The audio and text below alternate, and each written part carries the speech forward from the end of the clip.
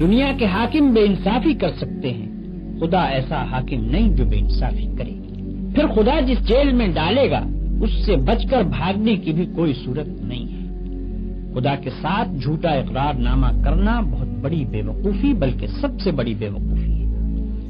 جب اقرار کرتے ہو تو خوب سوچ سمجھ کر کرو اور اس کو پورا کرو، ورنہ تم پر کوئی زبردستی نہیں ہے کہ خواہ مخواہ زبانی ہی اقرار کر لو، کیونکہ خالی خولی زبانی اقرار محض بیکار ہے۔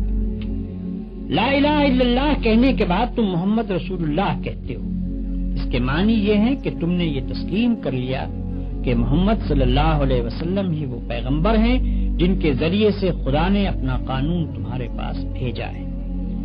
خدا کو اپنا آقا اور شہنشاہ مان لینے کے بعد یہ معلوم ہونا ضروری تھا کہ اس شہنشاہ کے احکام کیا ہیں۔ ہم کون سے کام کریں جن سے وہ خوش ہوتا ہے اور کون سے کام نہ کریں جن سے وہ ناراض ہوتا ہے، کس قانون پر چلنے سے وہ ہم کو بخشے گا اور اس کی خلاف ورزی کرنے پر وہ ہم کو سزا دے گا۔